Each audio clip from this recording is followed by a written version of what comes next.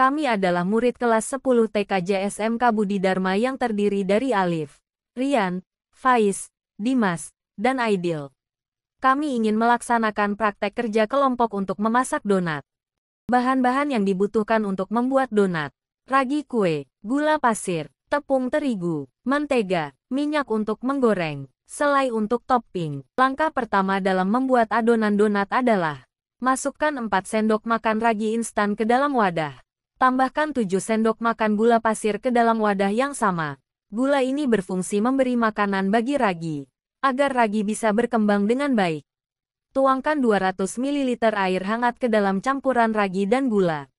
Pastikan airnya tidak terlalu panas, cukup hangat agar ragi bisa aktif dengan baik. Aduk semua bahan hingga gula larut dan campuran berbusa. Proses ini menandakan bahwa ragi mulai aktif. Setelah adonan tercampur rata dan sudah masuk tepung terigu dan margarin, pastikan untuk mengaduk hingga adonan menjadi kalis dan tidak lengket lagi di tangan atau mangkok. Adonan yang kalis akan terasa lebih elastis dan mudah dibentuk. Jika masih sedikit lengket, bisa ditambahkan sedikit tepung terigu lagi. Namun jangan berlebihan agar adonan tetap lembut. Setelah adonan tercampur rata dan sudah masuk tepung terigu dan margarin, pastikan untuk mengaduk hingga adonan menjadi kalis dan tidak lengket lagi di tangan atau mangkok. Adonan yang kalis akan terasa lebih elastis dan mudah dibentuk. Jika masih sedikit lengket, bisa ditambahkan sedikit tepung terigu lagi. Namun jangan berlebihan agar adonan tetap lembut.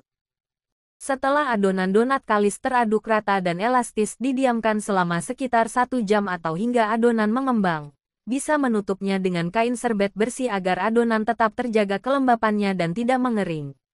Proses ini memungkinkan ragi dalam adonan untuk bekerja dan membuat adonan mengembang dengan baik.